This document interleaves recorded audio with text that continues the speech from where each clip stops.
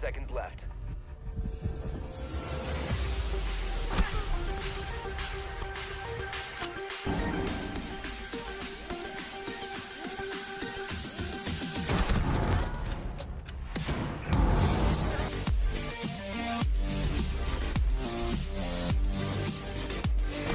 Attackers recovered the bomb.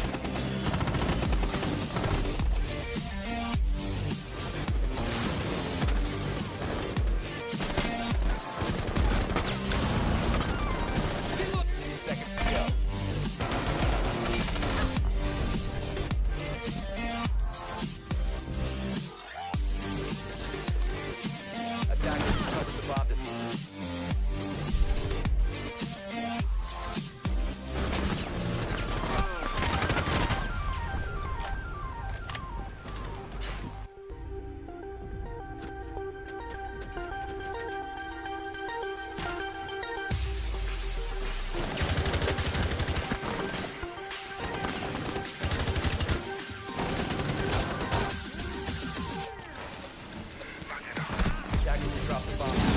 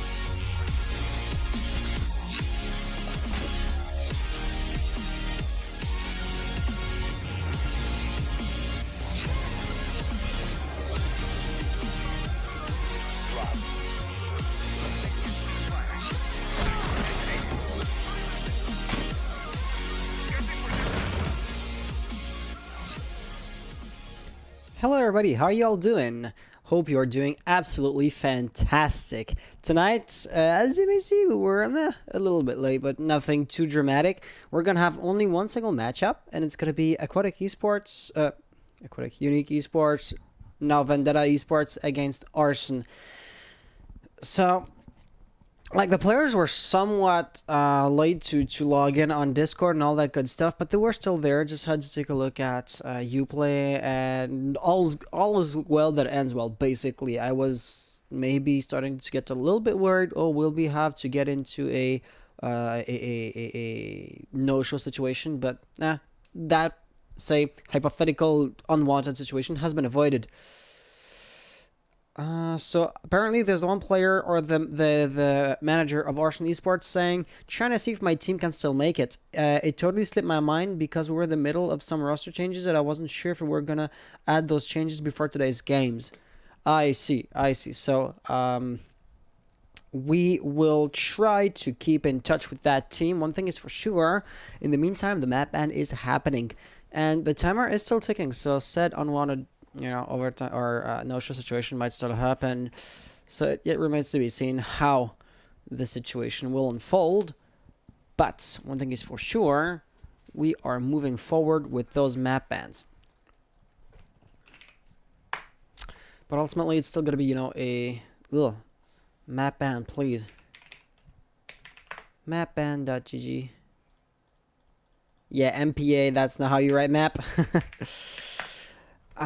Yeah, so these are going fairly well, fairly fine. The players are doing them. Let me just manage the overlay at the same time. Oh yeah, let's re-enable that. It would be unfortunate to have a free win situation, especially considering that we have so fewer teams now. So for your teams, we have lost 2 teams, but that in and of itself is just enough to cut the amount of games played in half, basically, since you only have to have 1 team disbanded for the match to be considered a free win. So when you have 1/4 of your team's gone, that means 1/2 of your games are actually no longer happening, and that is somewhat unfortunate. Let me just get back on that. Get the team image. We're looking for Arson Esports, and as soon as we jump into the scene of like us starting the match and everything, we will have the right overlay with the right team names, which is what we are looking for.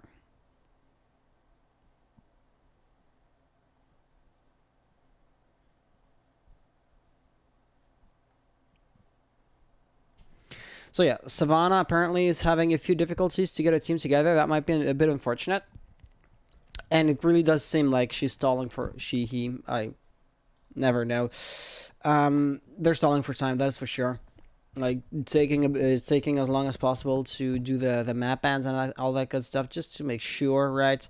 Without going overboard, of course. But ultimately, they're just trying to get a team together, and it shows. So in the meantime, I know the audience tonight is, somewhat slower since that match wasn't, hyped up as well as it could have been on our end and all that good stuff. But still, how are you all doing? Are you looking forward to this match or to another match of week number 6? Because this is the second to last week before the playoffs. Things are, falling into place. That is for sure. At some point, it's going to be a little too late for any team to make the comeback they would like to see. And yeah, Zug, I got one eye on this chat. Hey everyone, hey Zug, how are you doing? How are you doing? And here, because I know one thing.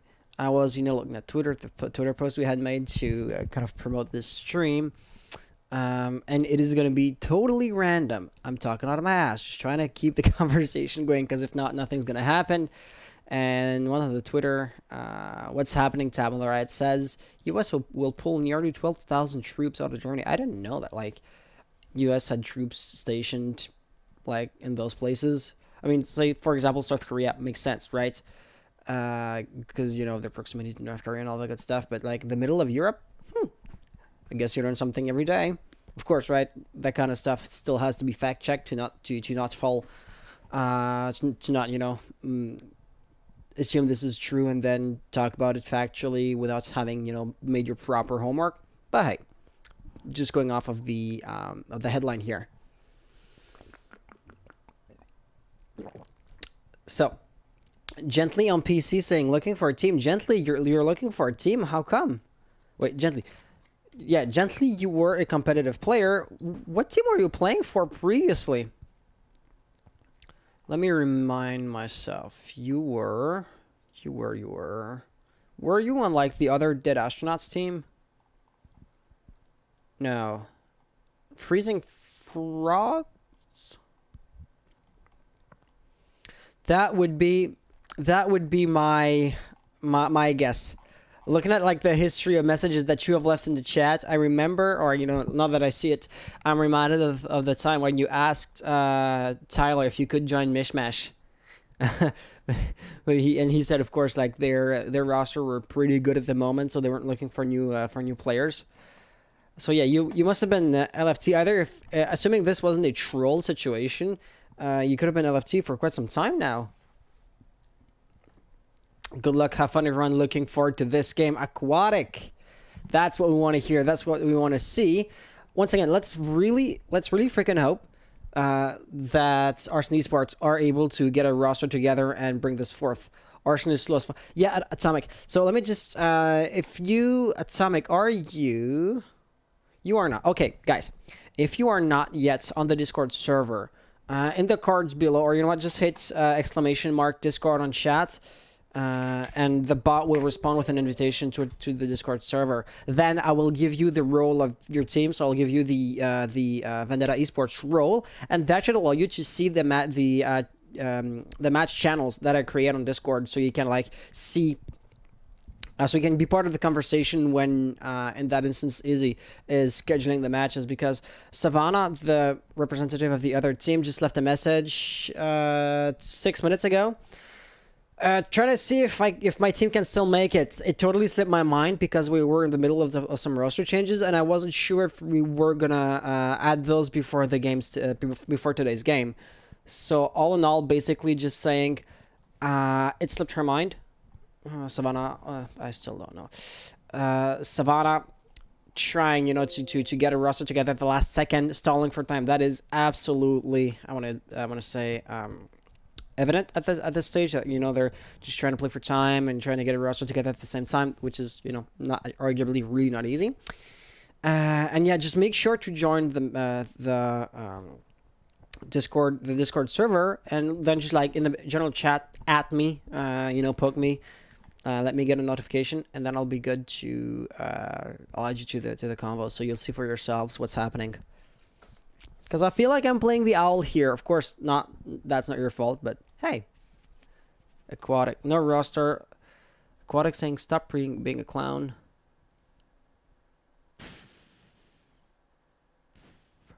Zug saying pretty fine. What about you? Pretty fine, pretty fine. I'm doing pretty well as well. I'm doing pretty good.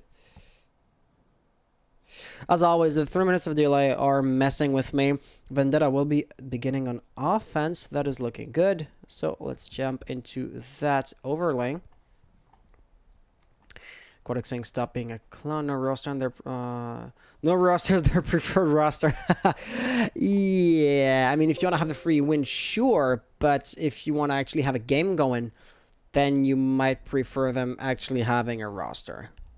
Just saying. Okay, custom game. Gently was a Ghost player. Might have been. Yeah, but Ghost? Yeah, he was. Whoa, if he's been LFT since Ghost fell apart, he's been LFT for a long time. For a really long time. That would really be unfortunate. Okay, let me just invite the players. So, if you hit VD, Austin, Fawn are going to be popping up. That's good. And on Arson, it's like AE, I believe. Arson. Nope. Okay. Let's see who I was supposed to poke. Donovic. Donovic is the player. Oh, no, but he is in a custom game. So I guess he was part of the old guard being rotated out.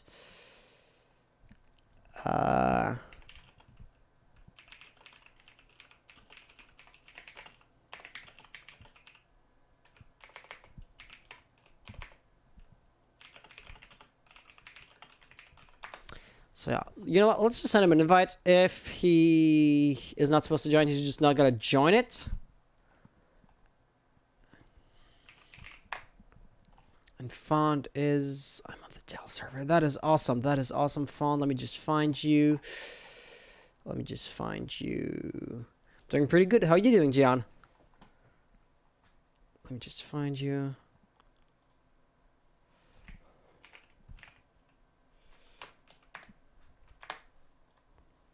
Yeah, Font poking you so I can. You are Vendetta Esports.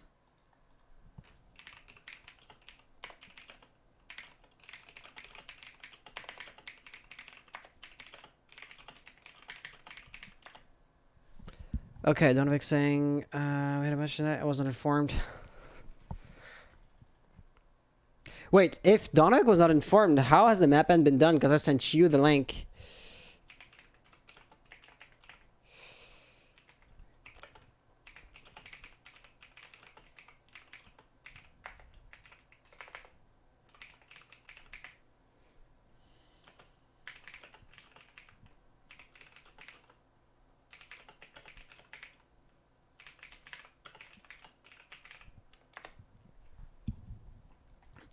Hey Devin, how you doing, buddy?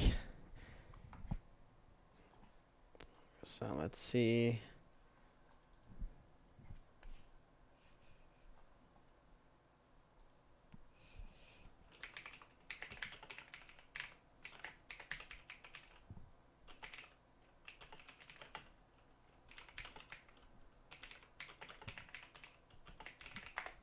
Okay, so it looks like they're gonna be good. They're gonna be good to go. Arson is scared. That 7-0 got them scared.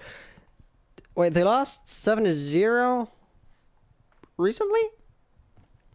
Oh, hey, by the way, since I have all you guys in here, I just added Fawn to the Discord server. I gave him the team's role, but if you guys wanted to, just poke me on the server and I'll give you the role so you can be a part of the conversations when the matches are being scheduled and you can see what's happening, basically. All right, thanks.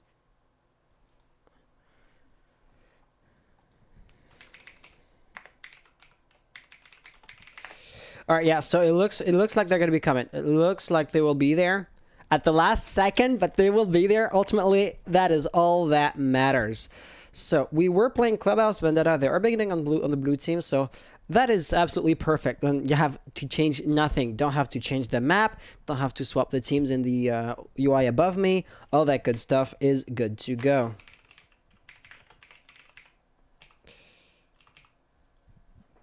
And Arson Esports. Here we have it. All right, so Donovic is here and he's going to be inviting the rest of the team. That is good. That is good. Yeah, to be honest, things are looking, I want to say, really calm these days. Like I said, we have lost 2 teams. The one disbanded, the other one they withdrew voluntarily the competition, which is something you don't see too often, but hey, it happens. And they said something along the lines that they wanted to work on themselves. So basically, it's an investment, right? They are no longer going to be playing in the competition this season to have more time to stream, to strat, to improve upon themselves, and in hopes of being better and of being, you know, absolutely ready next time around or next season, basically. And so since we lost them, that is 2 teams that are basically giving free wins at all of their would-be opponents, and that is 2 matches that are not happening.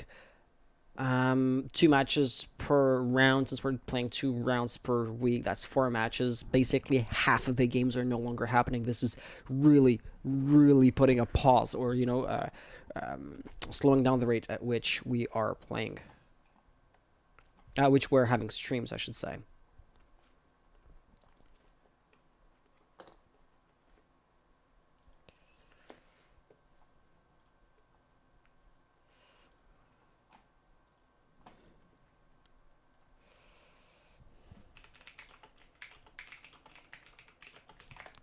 Okay, and I'm... Oh.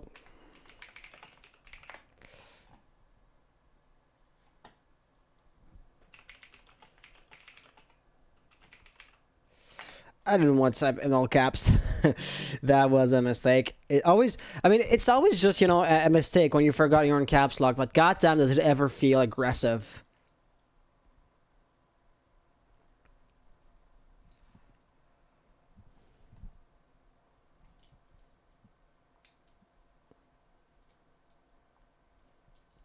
Said she will handle it. Yes, she is trying to handle that as well as she can.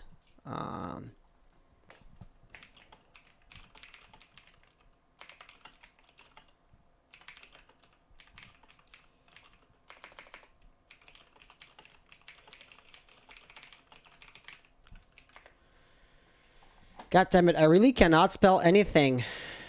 Since, for the life of me, I am not capable of posting anything correctly. So yeah, it remains to be seen if it's gonna be, if the match is gonna be happening. I mean, we have 4 players in here, but there's still one missing. Per the rules, they might be allowed to, they would be allowed to play in a 4v5 situation, but I mean, their odds of winning wouldn't be too great, right? So that's the kind of situation you'd want to avoid as much as possible. So let's see what gives. Let's see what gives. Nice. Great. Okay, so Donovic is confirming that the last player is currently joining. So he was playing on an alt, just so you know, log out and log back in with the account that is actually registered to the competition, and they'll be good to go. So yeah, Donovic is always chatting with me on Discord, and it looks like the last player will be joining in shortly. So the match should start pretty quickly. Hopeful, or hopeful. Hopeful, how are you doing? How are you doing? Welcome on the stream. Hope you will enjoy your stay. Welcome to the community. Hey, Hans. Hey, man, how you doing? I'm good. How are you doing? Doing pretty good. Fawn asking, who's the AGL? I think it's Donovic? But I wouldn't want to assume anything.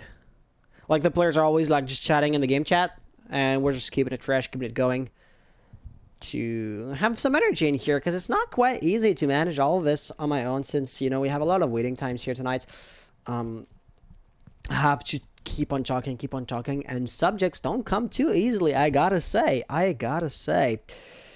So yeah, we will be seeing if 1 or 2 new faces, of course, with the unlimited roster changes rule in place. I do want to make it as easy or as painless on the players as possible to make sure that the matches actually do happen. And yeah, so I believe Kaffel, Dreadlocks, both these players would be new. So Donovic, Kemoni, and the last player who is joining on his main, I would assume we've seen before as well. And yeah, so these 2 players we don't know yet. Gold 2 and Gold 2. So at this point, right, the season is well underway. If I was to actually make an educated guess, we are roughly just past the halfway mark by a few weeks. So you couldn't argue, oh, this is the beginning of the season. They still hadn't enough time to play all of their games to get into the ranks that they actually do deserve. So if you look at the 2 other players, so Donovic is going to be Platinum 3, Kemoni, same. Whereas on the Vendetta Esports team, they do have pretty good performances. So I was kind of surprised to see Arson in gold, but they're going to be, you know, hanging around gold 1 or platinum 3. So really, really close in, you know, MMR wise, you know. However, and Rebel will be the last player who's going to be gold 2. So since all 10 players are here, are you guys ready? Are your mosses running? If not, take this as your final reminder. And if you are ready, I'm going to be good to go. Yes, sir. My mouse is on. Awesome. Dread's getting his on right now. Awesome. So we'll be waiting on a confirmation from you guys. Vendetta, on your end, how are things looking? Nah, that didn't sound right. I think everyone's set on our side. Okay, so Donovic saying everything's good. All right. Yep, we're all set over here. Good. So Vendetta, as soon as I have confirmation from your end, we'll be starting the game. We are ready. Awesome. Well, good luck, have fun, and may the best team win. And without further ado, let's jump right into it. With all of the time that I had, I just remembered that there's the one thing I didn't update though, and it is going to be the top left corner. This is no longer Cerberus Tournaments, but Titans League. Titans League is going to be Season 1, Week 6. Let's just update this and get back where we were, because we have those bans that are going underway. Maverick will be the first one to bite the dust. What's the lineup per team? So Aquatic, you can see this on the so Battlefy as a platform is really nice and all, but it is somewhat restricting. For example, the rosters do lock up once the competition starts, and I don't expect you to actually hear this because, oh gosh, what do we have up here? Oh, it looks like I did not reset the bans from last week or from last time we played, so I'm just updating them as we go. This is not going to be looking too great. Sorry about that. So yeah, what I was going to say is Battlefy, they do lock up the rosters as soon as the tournament, competition, whatever format is, starts. So in the case of a tournament, and it doesn't have to be updated, good.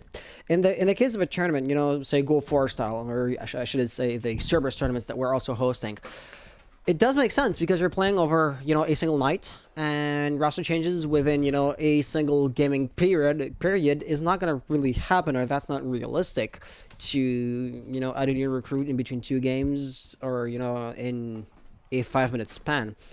However, here, when the competition, you know, stretches or spans over multiple months, literally, well, then at this point, it starts to make a bit more sense to have this kind of functionality implemented. But like I said, we can't do this natively on Battlefy. So I created a Google Docs, how'd you call this, spreadsheet? And basically, there's like a sheet per team. And on each team's sheet, you can see the current team members. So this is where you'd have the up-to-date team rosters, basically. Attackers need to So, locate and defuse bombs. our very first defense will be at the CCTV area, without any surprises, might I add.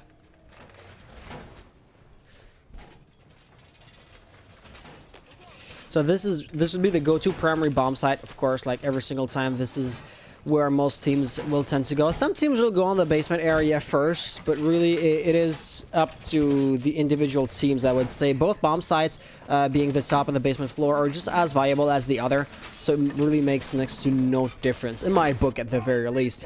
Dreadlocks here reinforcing to create, you know, the hard wall to allow to, you know, peek from behind that without getting wall banged yourself. One thing I do want to note is the one wall right here has been reinforced, but not the other one, so this could have a bit of an impact. I mean, for example, you don't have to send Hibana to open up the reinforced walls on Garage. Buck Toothless with a single shotgun shell or shotgun shot could destroy that. Or, you know, there's probably 1 or 2 exothermic or breaching charges on the attacking team. Austin, for example, could be a prime candidate if you want to keep Buck really attacking the lounge area to destroy the batteries.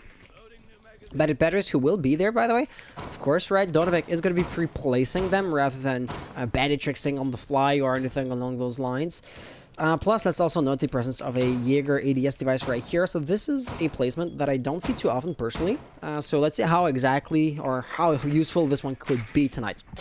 Other than that, I also do want to point out that you have a few attackers on the other end. For example, John still droning over there. Of course, we have Toothless right here. My question is, what or why is he doing this? Or movements-wise, right? Positioning-wise? Because usually you would expect Buck to play exactly where Austin and Fawn are playing, i.e. he is likely going to attempt to destroy, you know, the C-Link and to destroy the batteries, Jaeger ADS devices, all that good stuff. But this is where you realize that there's going to be a bit of a danger. Kamini here getting the first blood. Arson Esports are off to a good start. He will be put on his back, but he will be recovering as quickly as possible, and he wasn't pushed in the meantime.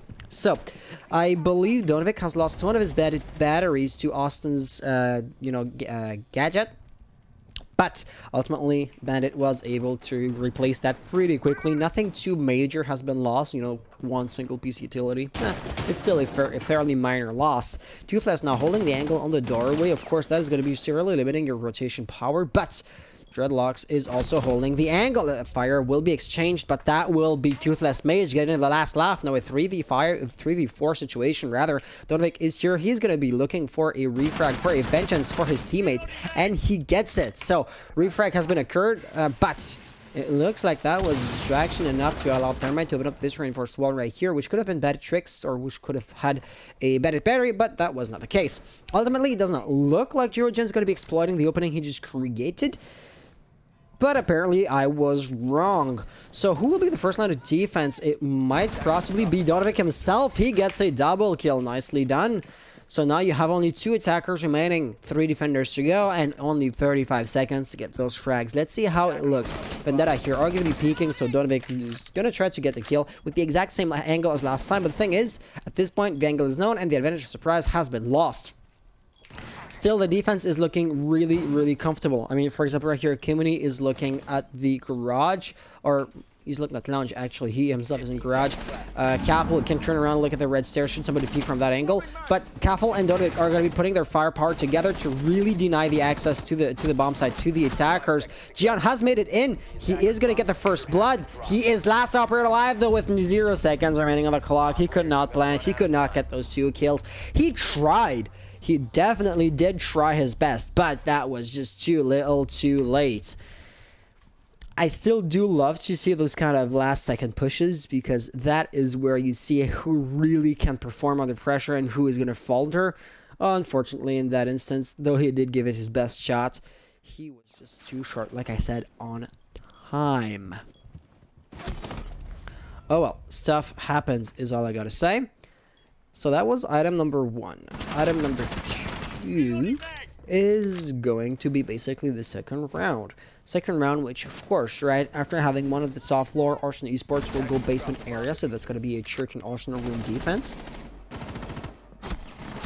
But other than that, how is the defense going to look? I mean, if we were to base our assessment on what we just saw right here, it looks like Arson Esports, they don't have a very surprising or unorthodox playstyle. And why is the Stream Deck Manager software crashing? Because that renders the whole piece of hardware useless. I really do hate how the program always crashes and I have to relaunch it midstream. That's the worst. Okay. And when I hit the button, it doesn't even work, or it doesn't even do anything. Thank you very much. Okay. So yeah, what I was gonna say is basement area, right? However, how is the defense gonna look? Because there is the area itself, and then there's how you actually choose to play, or what kind of play style you like to have. Here, it's gonna be quite interesting because we saw Arson Esports having next to no roamers whatsoever last time around. So of course, like for example, right here, Dreadlocks coming to the top floor, tossing a black eye, but then he's gonna be running back down to the OBJ itself. So really, it looks like Vendetta, just like last time around, will have next to no difficulties whatsoever to take control of basically the entire building, except for the OBJ itself. However, here the basement floor can be really interesting if you want to go for a full turtle defense, because there's basically 5 ways to enter in the floor as a whole, right? There's like 2 hatches, 2 staircases, assuming like oil pit and blue stairs are basically held by the same angle, and then there's the dirt tunnel. 5 angles, 5 defenders if everybody is on site. Vendetta will not have a single way in without, you know, alerting the defense or without being spotted, and that can be looking really good. There is going to be a mute jammer right here, but of course Drew will destroy it fairly easily. At this point, it's like really trivial. That drone hole, in my opinion, should not be there, because it makes it so it renders basically Rebel's utility useless there. You really do need to bring an Electro Claw. But if you were to pick Cade, or to deploy Cade in that kind of push, or in that kind of defense rather, well, you'd likely be using the Electro Claws on the hatches rather than on the dirt tunnel area. So that's going to be item number 1. Looks like Toothless Mage here has played verticality somewhat, so he's going at it, destroying the floor from A to Z, trying to get those nifty little kills. He is barely going to miss out on a frag here. Might have heard Rebel right here. Rebel seems to be looking for him. They're going to be seeing each other, and that is going to be Buck this time around, losing the firefight. Things are interesting. So we remember from last round, right, how dangerous Toothless was. He did create a lot of damage on the map itself. He got a frag before getting refragged thereafter, but by being the first death this time around, it's going to be a huge piece of utility basically lost for Vendetta Esports. What else is there to be said? It looks like the attackers have been taking control of Moto pretty quickly, and Drew will be opening up this church wall right here, which would likely force Rebel to turn around, but no, it was jammed. Oh, but the jammer basically do not extend to that piece of the reinforced wall. So there you have it. The defense is going to be receiving a lot of pressure, trying to peek, but he peeks to his own demise. Things are looking really good at this point. So you have Kaffel, who is in Arsenal room. He can still, turn around. And for example, right there, he's barely going to miss Hibana. Once again, the timing is not going to be on his side. Dreadlock's getting a first kill. Is he looking for a second one? Looks like he is, but he's just not going to see one. And it's going to be your Fawn getting the refrag. Now, a 2v2 situation. Diffuser has been attempted to be planted. They canceled out. They're going to do this again. 15 seconds to go. Fawn has gotten the kill on Donovic. Kaffel last player alive in a 1v2 situation. Currently, it's a 1v1 because the Diffuser was being planted, so basically it was a 1v1 firefight, which Fawn was able to win, rendering the whole point basically moot. And there you have it. For some reason, it looks like Arson Esports, with a team that is halfway made of pickup players, almost is the impression it gives me, or at the very least, like they have a lot of roster changes these days. And therefore, you can't really say that they have a stable roster, and the players are constantly getting to learn to know each other again and again and again. They have to relearn the strats every single time, adapt to the new players or the old players leaving, new players' playstyle, strategies, dynamic, all that good stuff. So on paper, it should put them at a solid disadvantage. Looking at the rankings, looking at the MMR of the different teams. The numbers seem to be fairly similar from one team to another, but still, Arson Esports, I did not expect them to be winning the rounds. It is going to be a 1v1 score line, but that last round was, fairly close. It could have been, if Arson Esports were to get the clutch last time around, it wouldn't have been, the greatest comeback in history. It wouldn't have been that much to ask for of Kaffel, I believe, was the last player alive. Actually, you know what? Let me just open up the dashboard manager for Twitch so I can see the stream with 3 minutes of delay. So basically, remind myself what happened a few rounds ago, a few moments ago.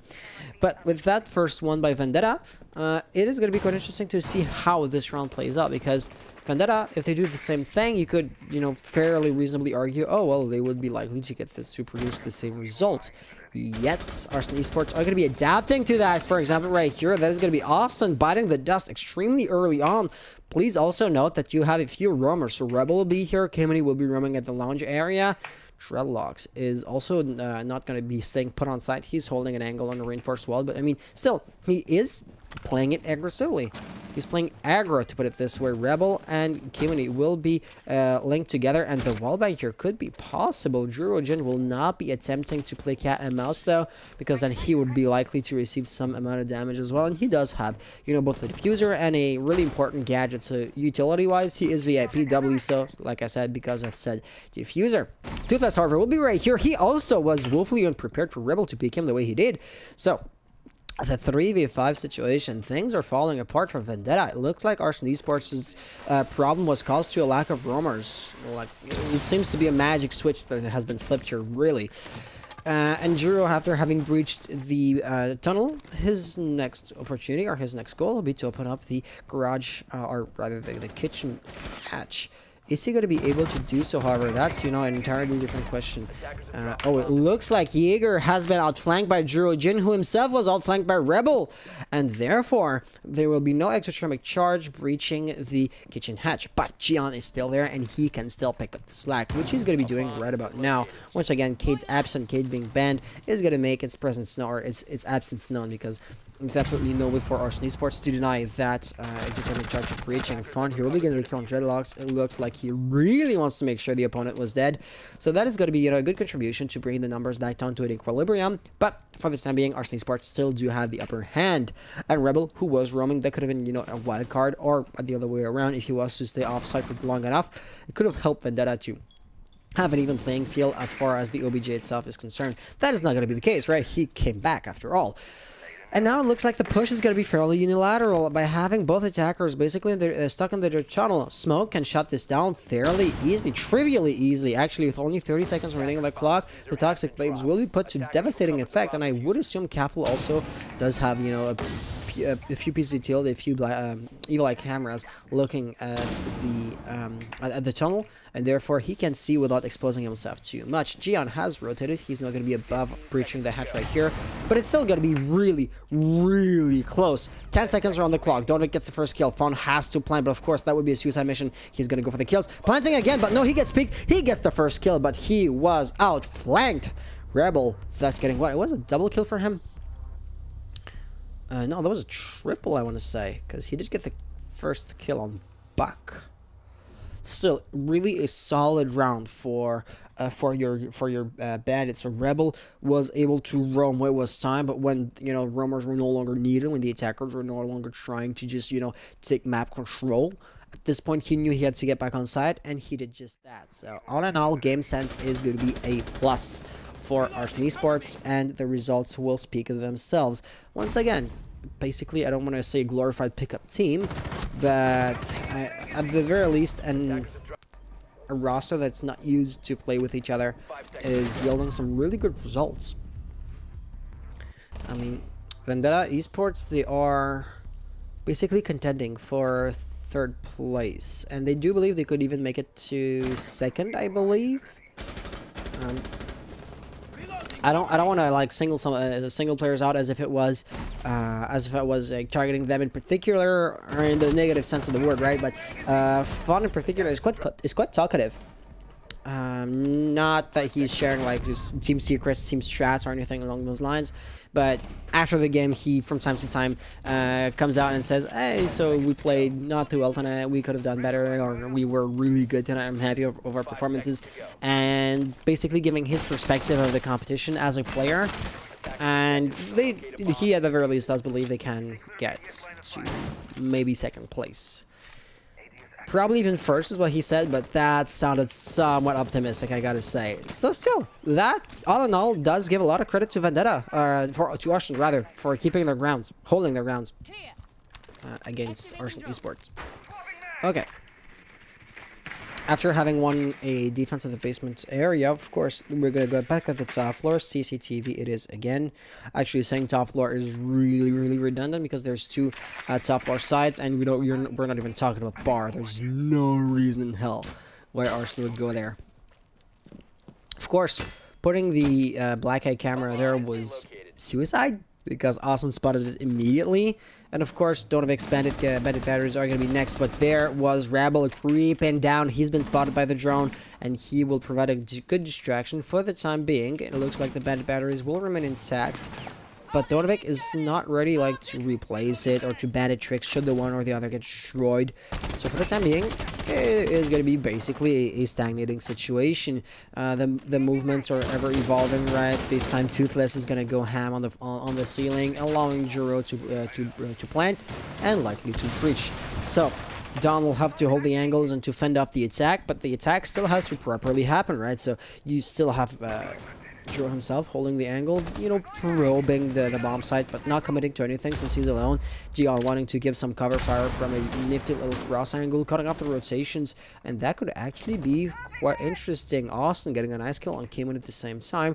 Toothless still rotating, so he might be attacking from garage itself. That would be good, right? Because there's going to be Capital right here, who could provide some interesting responses to that. He is going to be flanked, or flashed rather, and killed immediately. Gian getting the Jumbo getting the best of him, but Dreadlock still holding basically the garage angles. So that push could still be fairly easy, or that arm of the push at the very least could still easily be shut down.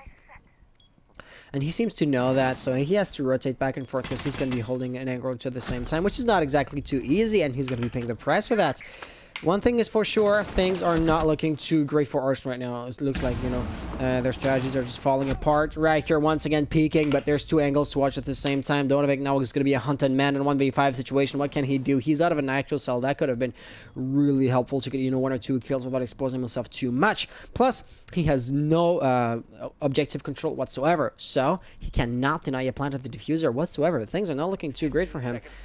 With 15 seconds to go, Juro will be planting. He hears it behind him. He knows exactly where somebody's going to be.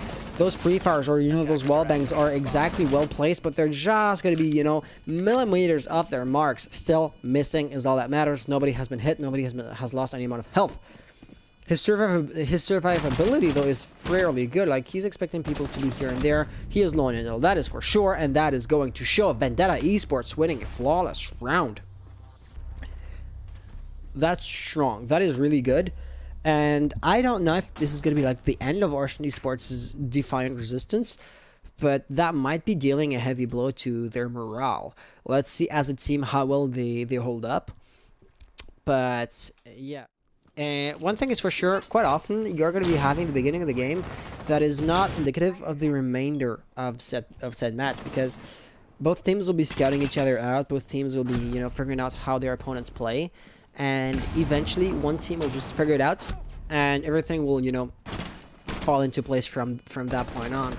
So, for example, right here, it looks like Vendetta, they really knew how to counteract and how to dislodge Arson Esports. And the different frags, the round spoke for itself, you know. So, like I said, couldn't tell you if this is going to be the beginning of the end for Arson. Let's just hope it's not going to be the case for the sake of having an entertaining and close match, because, you know, those one-sided blowout games are, yeah, not too spectacular, you know, from a spectating perspective at the very least. And here we're going to have K-Money reinforcing the garage area. Like always, only reinforcing, but he can't reinforce both walls, but only one wall as a team is going to be reinforced by Arson Esports. They seem to be prioritizing their reinforcements elsewhere, but I couldn't exactly tell you where they are. Like, there's 10 reinforcements on the team as a whole. That's 2 here. That is 4. That means there's 6 remaining. That's another 2. So now there's 4 missing to the call. This one right here and this one right here. So now there's 2 more reinforcements to be spotted elsewhere, and I couldn't for the life of me tell you where they are. So that's like my 2 cents real quick. Yeah, exactly. Dreadlocks has not planted his reinforcements. So at this point, why not put them in crouch? Like, there's no reason not to do it. I don't expect Arson to attempt to run out from that, you know, breached wall. But they seem to be bringing the same, you know, magic bullet or silver bullet as they did last time, i.e. the roamers. Vendetta will, of course, be joining them out, so they're likely to receive some pressure, and the breachable window is going to be, or, you know, the barricade is going to get destroyed. That's going to be an unfortunate cross angle, K-Money biting the dust extremely early on into the round. Rebel is still there, and he will get a swift refrag. That is huge. That is really nice. However, I'm always somewhat... Oh, that's going to be a nice double kill, actually. I was going to say I'm still a bit worried because he is basically in a cul-de-sac, in a dead-end situation by, you know, roaming in the on strip club, but he's not going to be out of here. And Arson holding the angle like a hawk. Rebel, I don't know if he knows this. Somebody here, Jiro walking, he probably heard him, and he's going to be really alert now, even though he might not know that Arson's going to be right there. That was just a distraction, but it still works out. There you have it. Rebel, after getting a nifty double kill, is going to be taken off the picture, leaving us with Kafel and Donovic as last players alive. And that's going to be, this situation is because of the antithesis. The exact opposite of what I was talking about when I said that the basement area can be really effective if you want to triple strat it. Because right here, you only have 2 defenders and, you know, half a dozen entry points into those bomb sites. So right here, Arson Esports, or the remaining players of those teams, or this team, will have no choice but to go back and forth from the one angle to the other. The good news here is the main wall has not yet been breached. But Vendetta can still absolutely do this, right? You have Arson, who could use the electronic detector, and then, you know, both hard-breaching operators are still up. Don, however, is holding construction, and it looks like 2 silhouettes, or maybe even all 3 of the attackers, no, only 2 of them, will be pushing from that angle. Oh, and the third one's going to be on the roof, probably the one droning. And there you have it. We can absolutely hear Hibana opening up this reinforced wall. Kafel is not going to attempt to... is not going to try to bandit tricks here. It could have worked, actually, if he was aggressive enough. But ultimately, that did not happen. So what else is there going to be? Kafel holding the angle, trying to cut off the cross angle, but no, the rotation is still going to happen. Donovic therefore receiving, you know, some tiny amounts of damage. 9 seconds to go, though. This can still be fairly easily won. Kafel getting a kill. Donovic at the same time, leaving us with Arson, last player alive. And no, he is not going to get the two-piece, though he absolutely tried. So, Shelty asking, how many tournaments does DAL do? So I'm just gonna say this in French real quick for you since I believe it's gonna be easier. On a donc la Titans League. Dans le fond, c'est une ligue un petit peu... C'est une ligue dans le sens typique. C'est comme les mêmes équipes qui vont se jouer les unes contre les autres pendant toute une saison. On a les Cerberus Tournament qui sont un peu similaires à l'ancienne Beaufort de ISL. Dans le fond, c'est à chaque semaine tu t'inscris. Si tu veux jouer une semaine, tu peux. Puis si tu veux pas jouer une semaine, ben, ça dérange pas. Contrairement à la ligue où les mêmes équipes vont jouer à chaque semaine pendant des mois. And for the time being, those are the two only leagues that we are the two only tournament formats that we have.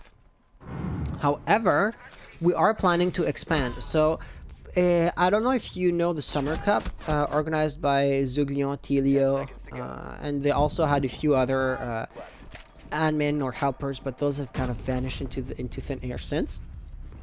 We will be merging with them starting next season. So the Summer Cup will be renamed Chimera League, and there will be a relegation. So basically, if I was to explain this in a really dumbed down way, to make it to Pro League, you have to win Challenger League first, right? And so we're going to be implementing a relegation system, i.e. the same thing as there. So to make it to the Titans League, you will have to win the Chimera League first. 10 seconds remaining. And we'll have a 2-level relegation system in 5 place, seconds to insertion. plus the tournaments. Plus, the Summer Cup will still exist. It's not going to be, entirely absorbed, but it's going to be a yearly event. So we will be trying to host a LAN event every single summer, and that's going to be for next summer though. And actually, like we're still talking about it internally because, of course, like the next Summer Cup is far off. However, the guys do want to make this an invitational format. So basically, the best teams of the Titans League, the Cerberus Tournament, of the different tournament formats, the best teams will be invited to the Summer Cup, and yeah, you'll have to basically be a really strong team to be invited there. So you had a Rebel roaming like last time. Things are looking really good whenever Arson decide to roam, but just like everything, of course, if you do the same thing over and over and over again, at some point your opponents will know about your playstyle and will expect it and will counteract it. That's exactly what Austin did. He got a nifty 2-piece and basically single-handedly cleared out the roamers without any damage done to himself. That was huge, actually. And now Toothless Mage can just do a number on the floor, just like last time around. And he's likely to get a really nice angle on one or the other attack, or defenders rather, right here. Dreadlocks will be in a really tough situation. He sees one, but not hitting the shot off. Gion putting this in a 5-2 situation. Vendetta are yet again at odds of getting a flawless round. Though, I was talking about, is this going to be the beginning of the end for Arson? Really a far-stretched hypothetical, but yeah, I still wanted to consider the situation. It looks like that wasn't the case, since Arson were able to win the last round. So, considering things are really not looking good for them right now, I believe the back-and-forth situation is likely to, basically hold true for another 2 rounds. You do have Gion right here in the blue utility room, and he is going to be looking at Donovic's way, and he is barely not going to get the kill. Donovic actually getting the refrag or getting the vengeance, but Austin got the kill on Caffel at the same time. So you do have your smoke on 1v4 situation with no map control whatsoever outside of Arsenal room, and of course the diffuse is being planted on Church.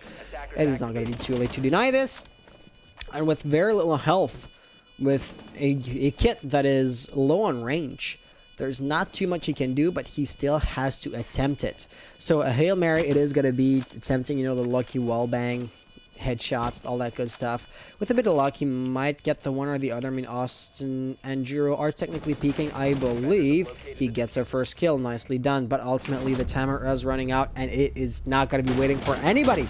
Toothless Mage finally putting an end to Donovic's little 2-piece, stubborn little resistance, and getting this to a 3-3 scoreline just in time for the role swap. Things are interesting. Like I said, time and time again, you would expect Vendetta to take the cake, because ultimately Arson Esports here looks like they're playing with a not exactly pickup roster, but their rosters are ever evolving. They had a few new members they wanted to add to the team, and they were unsure if they wanted to have them play tonight. Looks like they are playing tonight because, of course, right, we have some names that we don't recognize. that we haven't seen before, namely Careful Rebel. Dreadlocks, I believe I haven't seen him before either, but my memory might be wrong on that front. And therefore, you know, having a new roster, having players that don't know each other too well, that have to relearn the team strategy, that have to adapt to each other's play style, personality, you know, getting to know the dynamic and new, all that good stuff is going to be time consuming. And while you're still in the learning period, in the learning phase, you are usually not performing as well as if you were basically 100% operational. But stubbornly, apparently, it looks like Vendetta Esports are finding themselves against a formidable opponent, which is not something I expected going into this game. I didn't believe it was going to be a blowout match, but I did not expect this to be this likely to go into overtime, you know? So here, of course, I mentioned previously, let's just, you know, put the emphasis on that. Role swap has occurred. Vendetta Esports are now the defenders. And you can already see how they're going to be differentiating their defenses of Arson Esports' defenses. I.e., this wall, or the second wall here, is going to be reinforced. You're going to have a dedicated defender here on the catwalk. It's going to be Doc, so Toothless Mage. You did have Wamai once when Arson Esports were defending, but of course, you know, the ACOG, plus the capabilities of healing yourself. That is really nice when you are basically playing the attrition game, and that is exactly what you would expect Toothless to be doing there. However, it does not look like there's too many rumors on Vendetta Esports. However, there's going to be one. It's going to be Arson, basically an Arsenal room in the basement area, just waiting it out. And of course, oh, but Donovic, if you're not careful, that second lance could have destroyed Caffel's exothermic charge. Luckily, it was not the case. So really, both teams are mixing things up by bringing, of course, the Kali. Your chances at getting the diffuser planted are going to be somewhat lower because ultimately Kali isn't a great operator to be pushing, right? She's not going to be actively contributing to getting the diffuser planted. But once that diffuser is planted, when it comes time to hold the line, no better, or hold an angle, nobody's going to be better than Kali with the sniper rifle. So it will put Arson Esports on the back foot, but should the diffuser get planted, now things will be looking really, really good for Arson. Okay. For the time being, it looks like it's going to be a really stagnant situation. Arson are really just, you know, testing the waters. Shooting this and that, whichever way to see, you know, using up the magnets, trying to, you know, get a kill or two, or find if there was to be any angle that's not being actively held by anybody on Vendetta. It is not going to be the case, so there's no easy opening. Rebel is able to create one for himself. He gets a nice kill on Gion, and utility-wise, taking out those UI cameras, that's going to be a huge blow to the defense. Not as big as if Chirojin was to be lost, but I mean, it's still a solid second. You still do have Austin, who was a roamer, and he's not back on site, so he still is a roamer, but not that aggressive, right? He's not actively outflanking or trying to shoot at the attackers from behind, and actually, he's going to be gunned down by Rebel. Toothless Mage has also been put down, and he will not get a chance to get back up, so you not have the attackers on bomb sites, and that is where you have it. Donovic, on close angle, on close quarters, not going to be the best operator out there. Found in a 1v3 situation, Community's down, so that's not from a 3v4, but he could still have been revived or brought back to life. Ultimately, that is not going to matter too much, since Rebel will be taking care of the last remaining defender. And to be honest, the back and forth situation does not seem to be showing any signs of slowing. Since the very beginning of the match, you've had a round won by Arson Esports and a round won by Vendetta. So at this point, what I would say is, if you have one single team that was able to win 2 rounds in a row, there would presumably be enough of an advantage so to make it sure that the opposing team is not going to be able to recover from that.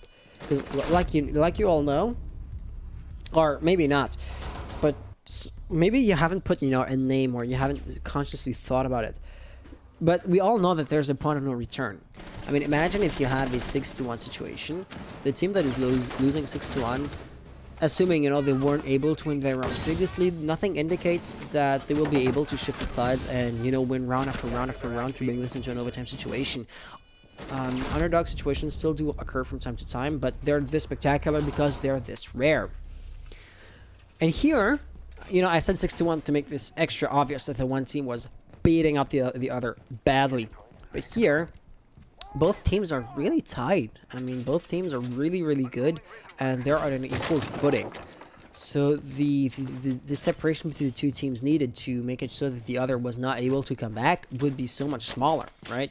And this is where, you know, hypothetically, should Arson win the next round here, because they currently do have the 1-point advantage, it could be just enough to make so that Vendetta are going to be in a really, really tough situation. One thing that I do like, however, is that Vendetta, they will be going at the basement. Even though they lost a top floor, they still could have tried to defend CCTV, and yet we will be defending Church. Other than that, of course, you still do have a few operator differences. So Toothless will be playing with Motzi, but it doesn't seem like Motzi is there to roam or anything along those lines. He makes an excellent roamer after all. And yet, his gadgets or his utility seems to be used in a intel denial role, which is where I'm a bit confused, because I believe Mute would be an extremely good candidate for that. And yet, it looks like they prefer to play Motzi. I mean, he still does have a really good gun. I'm not criticizing, just unsure as to why exactly.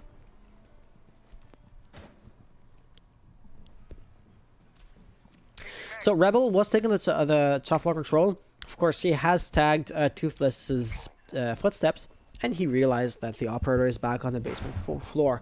Therefore, no roamers are going to be, you know, a danger to the attackers. Once again, he drones or he tags with the Inox, and he realizes the threat is at the basement. Fawn will be receiving some pressure. Who was that exactly? That is going to be Dreadlocks pushing in. We heard a Guman being detonated, but that was not in Zophia's foot. Therefore, he's basically free to keep on pushing. Not going to get any kills here, simply because Fawn has pulled back. And Fawn is now holding a really extremely tight angle, so I would not expect Dreadlocks to come out of this alive if he was to peek and cause a face-to-face firefight. However, I should say, Fawn's back is now sorely exposed. So let's just hope for his sake that Austin does not fall, because if he did, that would be really bad. It looks like they're already going to be testing here, so K1 is going to be attempting 1 or 2 wall bangs. And actually, it was not Pulse, but Dreadlocks was still capable of getting a first kill. That could also help K-Money out a little bit, since, you know, of course, he's going to be dividing the defender's attention. And right here, Dreadlocks got to get another kill. This time, it's going to be on Fawn. And now Austin's going to be in a tough situation. What can he do? On the one hand, there's going to be Ash right there. He does get the kill, nicely done, but he is going to get pushed from Oil Pit, and also Armory. The attackers are funneling in. Gion, last player alive. He does get a frag, but he's going to be too little too late. Does not get to deny the plant of the diffuser, and Arson Esports will therefore win the round. So that was round number 8-1. And like I said, right, you only need when both teams are so close together, you only need the smallest of leads to be to put your opponents in a really, really difficult situation. So what do we see? A 2 points lead.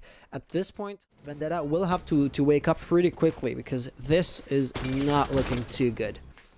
And Weasel R6 saying, "Bro, Castles, please, you're awesome at this." Hey, thank you, I appreciate it very much. So, if you want to play when I'm casting, of course, participating in the competitions that I do organize would be, I want to say, one of your best chances. I do still cast other tournaments from time to time, but it's fairly rare, because my own, the DAL is going to be where I spend most of my time. You know, of course, I'm the founder and co-owner, so you always do prefer to work towards your own dreams rather than working for other people to achieve their own. Yeah, so if you're interested, you can always hit me up if you yourself are organizing or participating for something else. Or participating in something else, or in the cards beneath the stream, you should see a, oh gosh, everything's gonna be in French, right?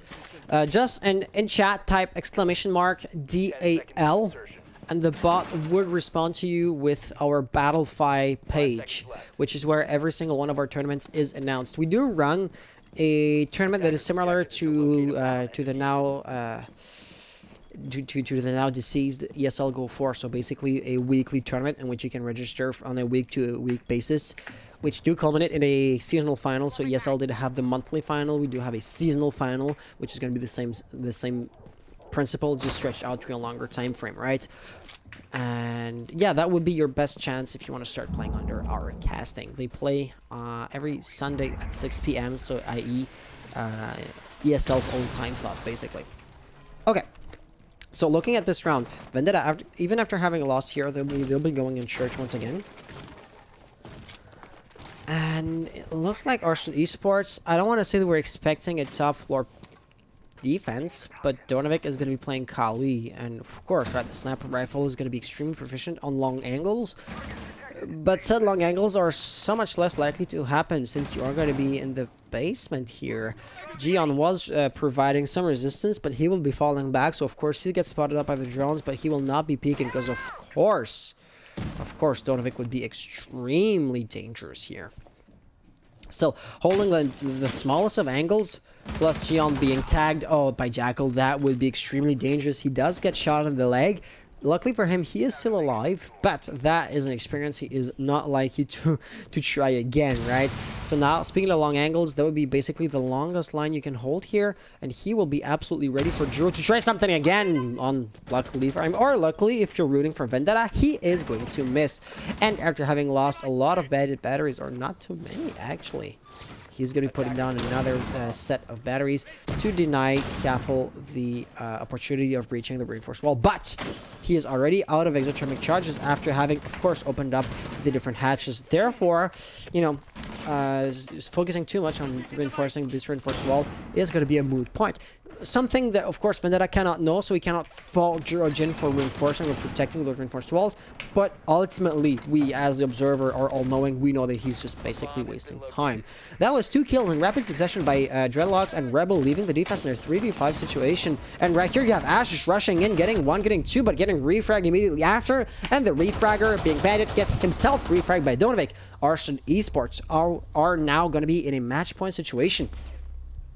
And that was the breaking point they absolutely didn't need, right? At this point, you know, yeah, it is a match point situation. Vendetta, seeing how close both teams were, do you realistically expect them to win 3 rounds in a row? It would be possible. I mean, after all, Arson Esports were capable of doing this. But it seems somewhat unlikely if we were to look at their recent history of these two teams playing against each other in this tournament.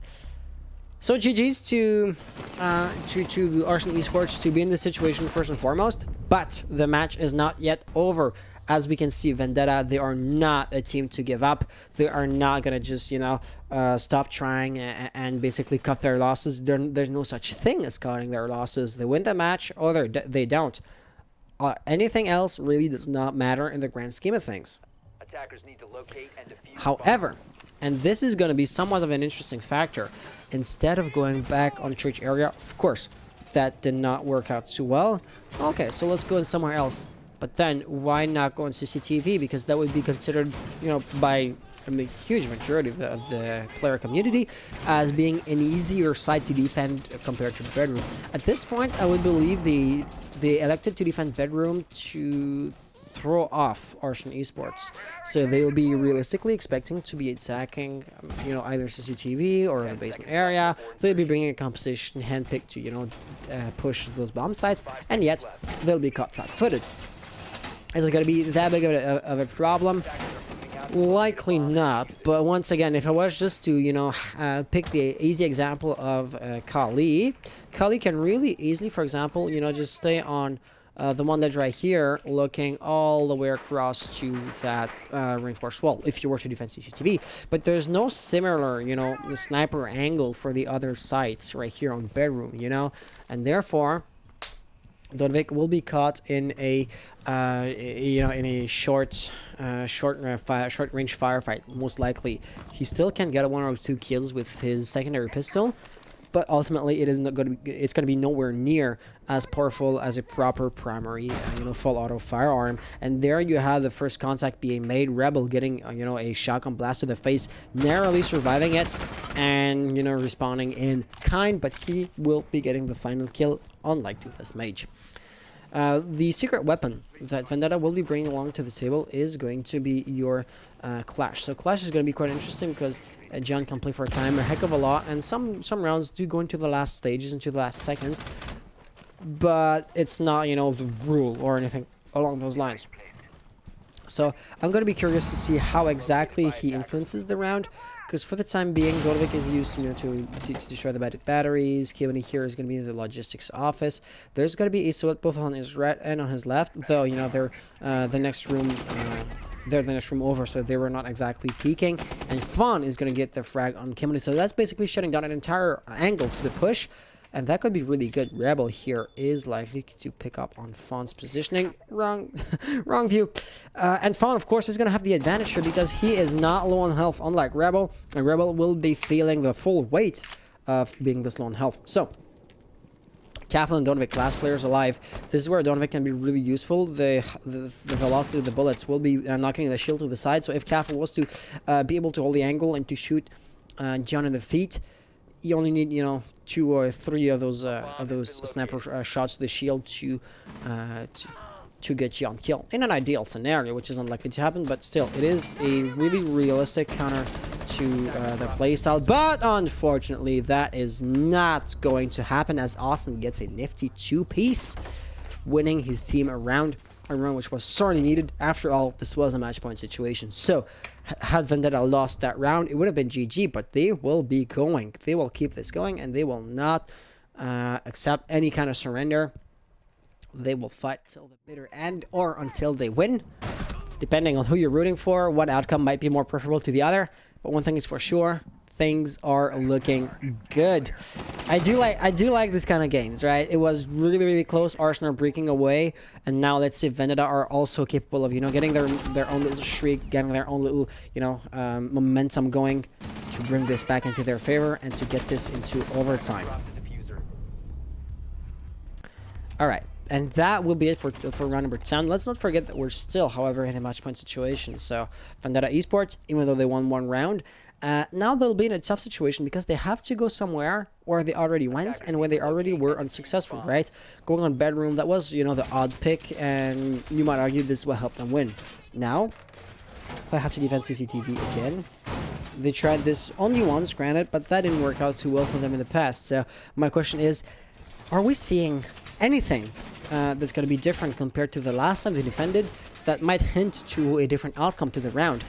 So far, the initial setup seems to be eerily similar. The composition, the movements. So it's really going to come down to execution, I want to say. Let's see exactly how things are going to play out, because ultimately, Vendetta, they would be, you know, setting the playing field, and Arson would have to react or to adapt to that. You know, an easy example would be Arson don't decide what angles are being held by the defense. They don't decide where the ADS devices are going to be put, where the reinforcements are going to be. And if you can find, for example, one of those angles which is going to be lacking defenses, you could exploit that, right? So ultimately, it's up to Arson to adapt.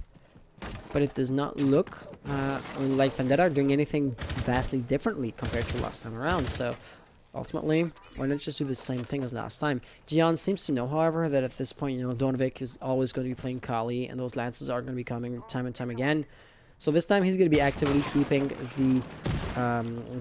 the battery in his hands, and there you have it. Dreadlocks, a floor below, inflicting a lot of damage on Gian. Not exactly going to be killed, but still that's going to be enough to pull him back or to force him back to allow Donovic and Kafel to open up the reinforced walls. And now the angles are going to be cut off. I mean, Fun right here is looking at the floor, but ultimately he's going to cut off. He cannot rotate because that angle is absolutely being held by Donovic. And at the floor below, Toothless is trying something that, you know, is not going to get too many kills. And now he might actually be exposed. He was reloading. That was a sloppy peek, if I may say so. And right here, droning when your shoulder is exposed, that could be dangerous. Kafel not receiving too much damage dealt to him in return, but still, it was a risk he is not too likely to take again anytime soon. Now that they know that there's going to be somebody in the garage rather, pronunciation, goddamn, Donovic is going to be holding the angle, also getting a nice kill. Kimuni getting the refrag on that front. So it really does look like the push is going to be twofold. There's going to be one arm, or, you know, and half of the attackers attempting to do something from the half roof, and the other are going to be coming in from construction. Kimuni here rotating, trying to get something done through the window, not working out too well either. But one thing is for sure, even though Arson, they're not in a situation to just walk right on side at this point, they are paralyzed in the defense, like holding the one angle that cuts off the rotation. It makes it so that the defense stays, you know, neatly put wherever they are. And then it's just a matter of establishing a crossfire, or, you know, of breaching the one wall. For example, here, Capital, I would deem quite likely he was going to try to open up that reinforced wall, which would force Gion to move. And, you know, that could have a permanent effect or a domino effect really pretty quickly. He is going to be holding an extremely tight angle, but so is, I believe, Dreadlocks, I want to say. Yeah, Dreadlocks is looking for those nifty little one-taps. Not exactly connecting, but he's going to be attempting. The pre-fires were there, but he was not aiming true, unfortunately. Kimoni, though, will be pushing in, not getting the kills. He was just in blind, it seems. Gion will be put down exactly right after this. Now a 3v2 situation. Toothless getting another kill. Capital in 1v3 situation. 11 seconds to his name. If he gets the clutch, that would be huge to put an end to the game, but it seems unlikely. He pushes in, and that does not work out. Defenders winning round number 11, and Fawn, that was not needed. The teabags, come on. Nonetheless, the match is still going strong, and Vendetta, they are getting, you know, the same kind of momentum their opponents had just a few rounds before. So if both teams remain tied, the overtime situation is going to get ever so much more likely. Actually, at this point, I would like to say both teams are basically in a match point or backs against the wall in their own ways. Of course, Arson Esports, if they win the round, the game is over. So that's, you know, pretty straightforward. But if Vendetta Esports were to win it, at that point, overtime would be actually enabled. And from that point on, Arson Esports will no longer have an easy or a quick way to put an end to the game. They would have to go through the process of getting 2 rounds. And that would take, you know, a fair chunk of time. So if they want to put a swift end to the match, it is basically going to be now or never. DJ apparently rooting for Vendetta. Come on, Vendetta, get it done. They are getting it done, that is for sure. Let's take a look at the possibly last round. Possibly not. It is going to be a full circle. We won on bedroom. We won on CCTV.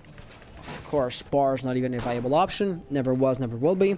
So you will be seeing another basement church defense.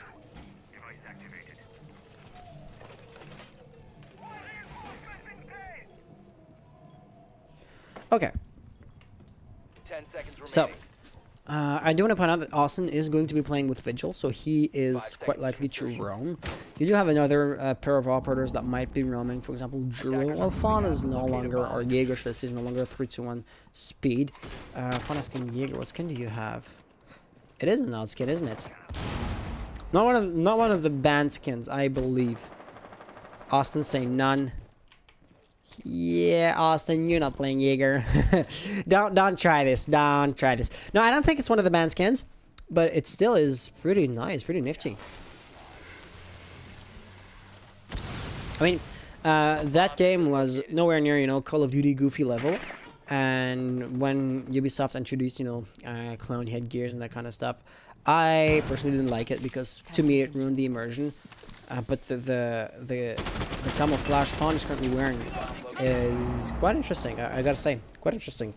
So you will be having Fawn at the top floor. He shot at Kimoni, and thus he's been spotted. But I don't see any, you know, convincing anti-roaming efforts from Arson Esports' side. Like, nobody's droning him out, trying to push him, trying to flush him out.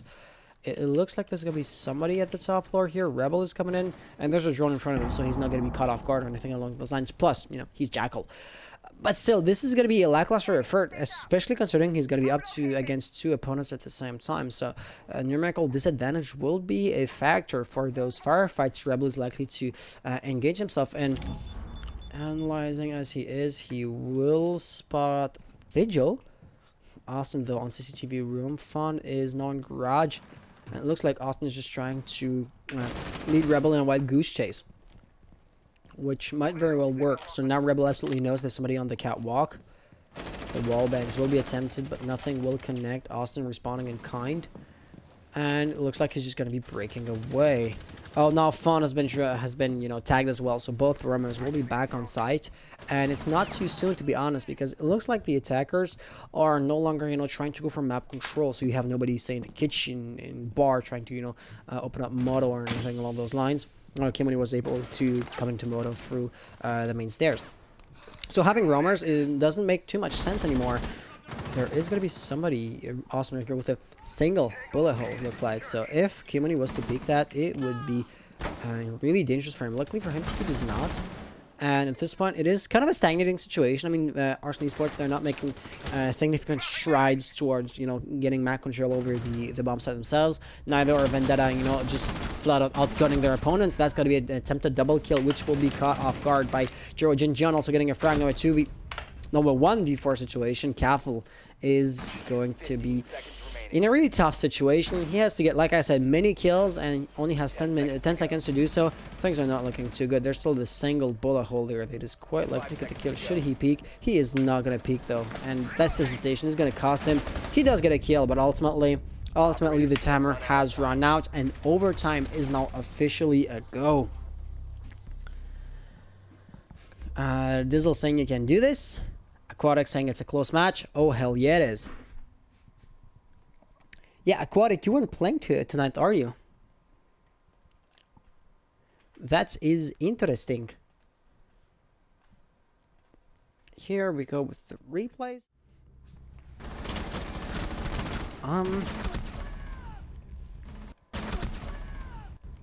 Yeah, sorry, if I had a co-host, he would just be filling in whenever I had, for example, I'm drinking water or anything along those lines.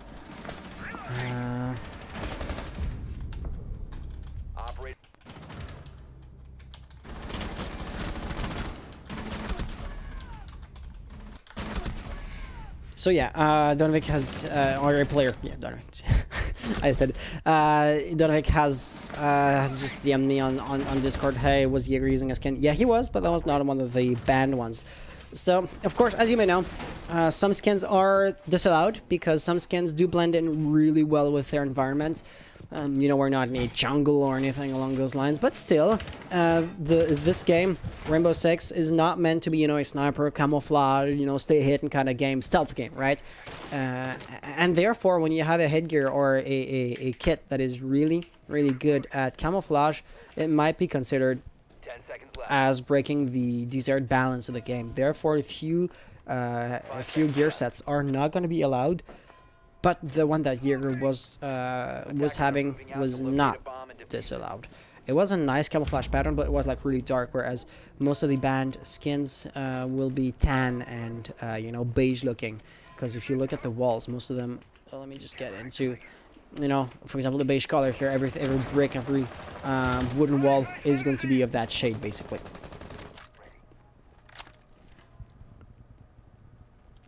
Oh, Aquatic saying, I believe it's a Battle Pass skin. Oh, that's quite interesting. Because, you know, it was one of the first times I had actually seen the skin. I didn't know its name, didn't know where it came from. And that would make sense because, okay, the Battle Pass isn't necessarily the best indicator of skill, but it's one of the only few skins that you actually have to earn rather than to just, you know, flat out gain in an alpha pack.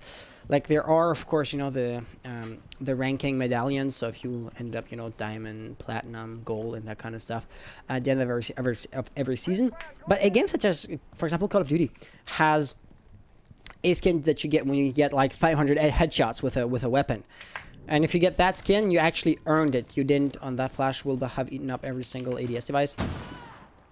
But still, it looks like it's still gonna be jammed. So yeah, having like, just to finish my thought, having a skin that says, oh, I got this many kills with a gun, I got this many headshots, this many wallbangs.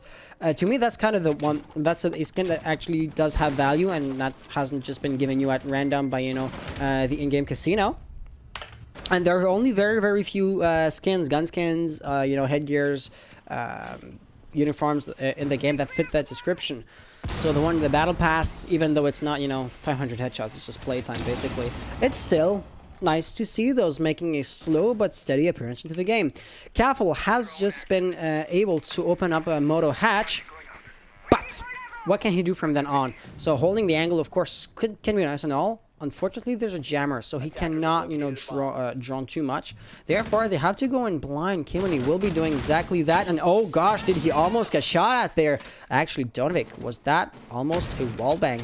Or a team kill? That is unfortunate. You will have Careful biting the dust. Diffuser now has been lost. Kimani can recover it fairly easily. It would be trivial, but ultimately, if he was to push without that, it might leave the attackers, you know, somewhat ill-equipped. Dreadlocks will be recovering it and getting killed in in turn. Gion now just going absolutely ham, but he will be put down. Fawn with the refrag. Donovic now last player alive. 18 seconds, 3 kills to get. There's going to be somebody on his hard left.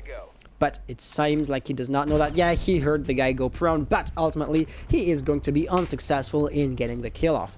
And at this point, Vendetta, they have gotten more of a streak than Arson Esports ever were able to.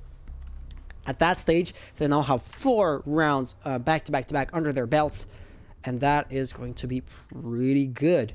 It's not yet enough. It's not yet over, but I mean, it is too late for Arson to now be able to, you know, get 4 rounds back to back to show that they are also capable of getting, you know, a momentum going. Still, Arson can of course win this, but even if Vendetta were to lose, that would be the one title that Arson can no longer, you know, best Vendetta at, or I don't know English too much. So yeah, we move overtime, put the heat on, boys. No, I'm sorry now. Not the best mental health sub off a sub. Okay, I see.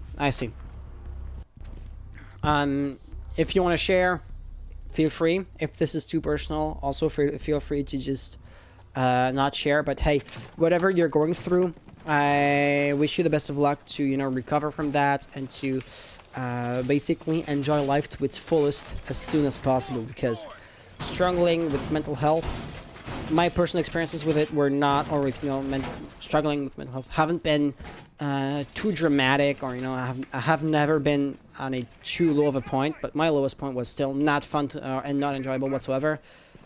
So even though I don't know exactly what you're going through, I know it's not fun, and I wish you the best at the best recovery, and, you know, all around, I wish you the best.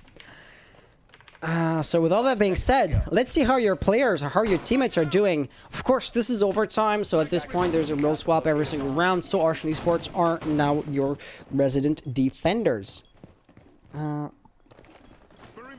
We defended church, right? And it was another Vendetta defense victory. So this is not, oh, John already getting a kill, and right here, for some reason, Dreadlocks was not caught off. Don't ask me how, but yeah, Austin, that must have been slightly embarrassing for you. And notice how they're roaming in person too. So there's Rebel right here, who's kind of supporting Dreadlocks, kind of both providing cover fire for each other. The pre-fires here barely not happening, or barely not connecting, should I say. Once again, Austin, for some reason, you know, missing his shots. That's unfortunate. But the thing is, having two roamers is really strong, because they can cover each other and watch each other's flanks and that good stuff. For example, here, Rebel will be dragging attention to himself, and if he was to, for example, run downstairs, you know, the attackers will be quite likely to, if they were to follow him, to go down this staircase. And this is where Dreadlocks would have the advantage of surprise. But it looks like they're not running after him, so you do have somebody found here behind, or, you know, playing the rear guard. But he is not being too aggressive. He just wants to, you know, cover his back. Dreadlock still getting a kill, and Rebel has been put on his back, but he will recover from that pretty quickly without getting pushed too aggressively. So nothing too major on that front. Fond basically is exhausting his utility and not getting too much in return, right? You were warned, but in the case of Rebel, he ran away. And therefore, said advanced warning no longer is, you know, in effect. Dreadlocks will be biting the dust after eating yet another air jab to the face, leaving us with Rebel last roamer alive. Heavy pre-fires will not work, unfortunately, leaving us with a 2v4 situation. Vendetta are now really likely to win it out. Let's see how it goes, because Arson can still get the reverse sweep going. We've seen this before, right? The flashbang right here will not be eaten by an ADS or by a magnet, but Kimani will not be blindsided by it neither. And the diffuser will get planted. He is now powerless to stop it. Donovic is not going to be in a good position either. He will try everything, but it will work, and he does not get shot out from behind. Excuse me, how, what, and why?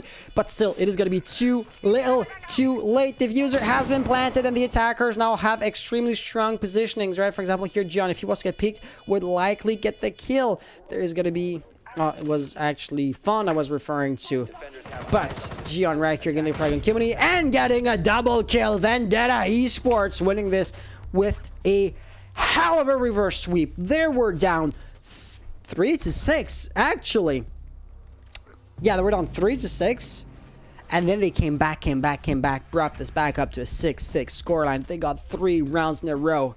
But that was not enough. They just kept on going. 5 rounds, won back to back. Yeah, I had an hesitation there. And they were able to get the reverse sweep and to actually lock it down. That was a heck of a game. And with DJ saying, no, this is sweaty. It is. And it was. Okay, let's go for the replays one last time. And so yeah, the players, you know, in the lobby are kind of complimenting each other, saying GG's and all that good stuff. You do love to see it because sportsmanship. attackers are activating. They're not hearing you because I'm still on the replay scene. Let me just get back on in here, and now the chat will hear you. Can I get some hyper claps on the chat for Arson? That was crazy. They did play really well. Guys, do you want to do an interview? If so, I'll be in a public channel on the Discord server. I'll be waiting for you there. Yeah, let me just connect to the server because that would be unfortunate if like they were to join in before me. And I'm here. Okay. Hey, Fawn, logging in at the very same time. Fawn, Austin, and the other Austin? There's 2 of you now. And the player. Oh, wait, Austin the owner and Austin the player? No, Austin the coach. Austin the coach. I see. Autobot in here, so it's easier. There you That's go. how we do Oh, stuff. thank you. That does help. Yeah, so GG's for a victory. That was a nice victory. Let me just real quick enter in the scores on Battlefy because I've realized sometimes I forget to type them in, and then 2 weeks later you have to remind yourself how did the match actually play out, and that's not the easiest thing ever at that point. How is Yeah, go Madro ahead. doing? How's Madro doing? Is he in the military already or no? Yeah, so he's joining tomorrow. He's joining on the 1st, so he's like preparing, and he had a few things to buy here and there to prepare himself. So we're no longer gonna be seeing him, unfortunately. Damn. We're gonna stand Madro over here in the chat. So Arson against Unique. Yeah, you report score game number 1. You won it. Oh, let me just reset and also edit the actual game here. It was a 6-8. All right, yeah. So that was one heck of a game, right? You were basically keeping it tied, right? For the first half, it was 1 run won by the attack, 1 run by the defense. So back to back, or back and forth 3 times in a row for a 3-3 situation, right in time for the role swap. So at that point, first of all, I was quite surprised by Arson Esports because, they're always having a lot of roster changes. So basically, they're glorified POG team. They don't know the strats. They presumably don't have, their momentum going. They don't know each other too well yet and all that good stuff. And, the cycle is ever starting again because, well, they're always getting new players. So I was quite surprised by their performances, compared to you who are a much more stable team. And then when you started defending, for some reason, you were not able to lock down a defense whatsoever. You were backs against the wall. What, Honestly, how, and why did that happen? That's just because our coach is ass. Just gonna say it. No, we're just gonna. No. Okay. Honestly, we came into this round very cocky. Arson's dead last. No disrespect to them, but because their new roster seems kind of crazy. I don't know. They do seem pretty good. Donovic clapping with the Cali definitely. But we were definitely not expecting them to be so good on attack. After watching a couple games from them, we would not expect much. Yeah. But really, we just came in cocky and we weren't in the right mindset. Like, we still need to take it game by game, and I don't think we were doing that. I see, yeah. Yeah. And we just let it slip. I can tell you the comps were very nasty on my part as well. I was, kind of mad because we were like, we came in cocky. It's not going out to plan. We're a much better team than this. We 7-0'd Dead Astronauts last play Yeah, you on did. this map. And I think I just got frustrated over that. I think the whole team got frustrated, but we just put our shit together and actually did the work. So basically, to start winning, that would have been, the second arm of the question. To start winning, you just took it a bit slower. You no longer took them for granted, and you actually started trying. Basically, you applied your strat book. Not To put trying, it that 'cause way. we're always trying to win, but I just think we were like, too confident, and really losing those 3 rounds in a row, that was like a kind of a reality check for us. We were like, you know, we gotta actually try, like not try, but you know, like actually put in way more effort and way more credit than we gave them. I see. All right, that makes sense. And so you said you were kind of taking them for granted, basically at the half point, or still since the very beginning. Because at the beginning, you know, it was a back and forth, so you couldn't take them for granted too much, and then they started winning. So at which point really did you maybe start to slide? At the beginning or at the roll swap? I would say at the half on attack. At Okay. the half on attack, things were already heated because we know we're a much better team than what we were doing, Okay. and just you know. So, if so, here you were, like you said, basically trying, not necessarily I as. actually gotta go. My mom's calling me. Sorry. Parker's Well- in the chat. Austin or Autobot, you want to keep on I'll take conducting it? over. All right, great. So yeah, what I was gonna say is, so you were not as cocky, or you were still fairly concentrated at the beginning of the first half, and you were still, you know, keeping it tight. Then you did slip, like Fawn was saying, and therefore they won 3 rounds in a row. But at that point, when you brought it back, considering, you know, when you were previously trying reasonably well, how were you, and not being able to, you know, put a decisive amount of rounds between you and your opponents, how were you able to win 5 rounds in a row, basically without breaking a sweat? Because no round was like down to a 1v1 within the last 5 seconds or anything along those lines. The comeback was basically perfect. So the main thing, like we said, and I'm going to take part blame for my team on the fact that we came in that game kind of cold. I mean, if you watch most of us, you know our attacks are usually pretty strong, especially on ClubHouse. We're usually pretty quick and strong with them. Yeah. We never really had no warm-up or anything today like that. And then we've had some team issues recently that we've been sorting out, so everyone's a little flustered there. And Okay. It wasn't a good like start for us. And they played till the halftime, and then at the halftime, during the prep phase and in between rounds and stuff, I was talking to them, and I was like, guys, we have to break it down and see like what we're doing wrong. And on the attack, like I said, we just weren't communicating. Like Fonde was saying, there was no droning or individuals. And so I told them, I said, guys, if we can just worry about defense right now, because they were all focused on that. If we just worry about defense, we're fine. And then we can go back to attack and we can fix our mistakes. Because our attack mistakes were just simple things. Like we weren't droning at the right times. And I told them we're fine on that. So then we went to defense, and then 1 or 2 rounds go by, and I think the first round was a horrible loss. We ended up getting destroyed. And the first thing I noticed right away after 2 rounds was that credit to the other team, but they kind of attacked the same way every time on the basement. So I brought that up to my guys during the prep phase, and I'm just like, guys, if you guys really sit down and think about it, they're opening they open that moto hatch, they open the dirt, they open kitchen, main. They don't really ever send anyone down blue, but sometimes they do. And with those 5 things open, every gunfight is just a 1v1, and I trust my guys as players to take their one-on-ones, every single one of them. And that's what I told them when we came to the end of the game. I'm like, we have to play a little more aggressive in terms of one-on-one, and when we have the advantage. And I started telling them, hey, start roaming more. Their defense, for their attack on the other team, to me, it just didn't seem like they droned a lot. It was more just jump into stock right away, jump into strip club, and just open all the hatches. So that's why I started bringing up, hey, start roaming more, start doing a little more pressing. Let's get them scared. Let's make them slow down. And then once we slowed them down to where most of roamers were either on site at a minute 20 left, or we lost one at a minute 20, we had the round 1 from there, with the fact that we know that they're going to be coming to those certain angles every time. And as long as we just play the timing in the right angles, we were fine. Yeah, that's absolutely true, because I did also realize, and if you look at the VOD, you'll see me, or you hear me actually mention this one once or twice, they were opening up a lot of angles and not exactly pushing in right behind, the opening. They were basically, I'm going to say, keeping all doors open, so to say, quite literally, and then after that, figuring out what they want to do. So that made them, for the opening moves quite predictable, and then kind of passive because they weren't like rushing in behind those openings. So yeah, good call. As a coach, good call on that front.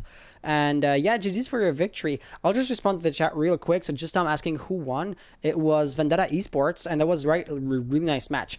By the roll swap, it was a 3-3 scoreline. Then Arson Esports won 3 rounds in a row, so that's now a 6-3 scoreline. And then Vendetta won 3 rounds in a row to bring this to 6-6 overtime, and they won 2 more rounds to win this. So they basically got the reverse sweep with 5 rounds back to back to back. It was an absolutely magnificent game. Okay, pronunciation. But with that being said, I don't have too many more questions to ask you guys. I've already taken up enough of your time. So once again, GG's for your victory. And you didn't have a second match this week, right? Because you had a free win against a team that disbanded. Am I right? No, I'm wrong. You're playing Hostile Actions, actually. Yeah, because at this point, half of the games are no longer happening because of said disbands. When is that game happening? It's happening tomorrow at 9 p.m. Okay. Yeah. So I'll see you guys tomorrow then. Yep. All right. Thanks, Hans. All right. Until then, have an amazing rest of the night and take care. You too. All right, see you guys. And yeah, that's going to be it for us tonight. So like I said, most of the games are no longer happening. So those, huge 3-game streams no longer too popular. I hope to see you guys again tomorrow, same time, same channel. But until then, just like I said to the guys, have an amazing rest of the night. Take care, and hope to see you tomorrow. And let me just prepare this, and I say bye-bye.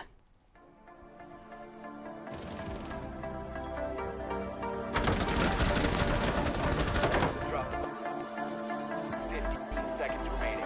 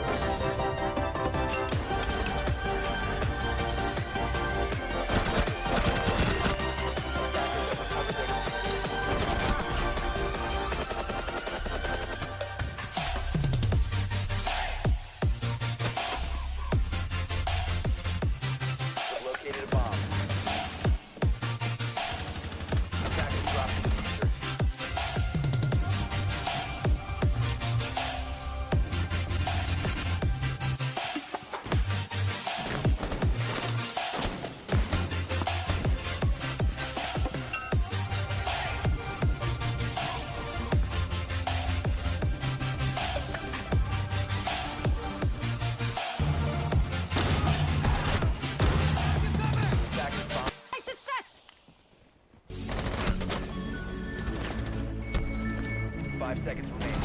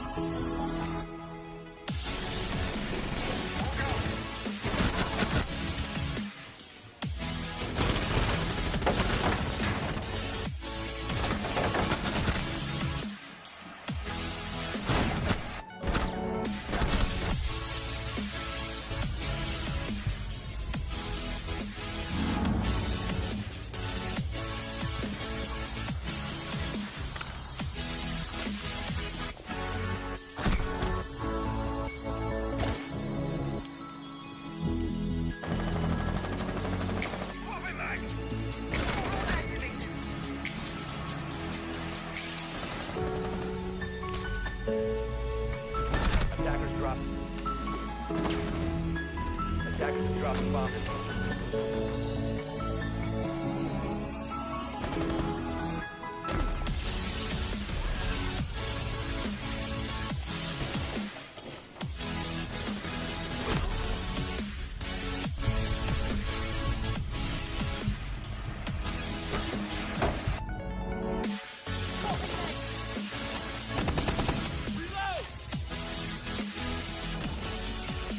Defenders have disabled the bomb diffuser. Bomb diffuser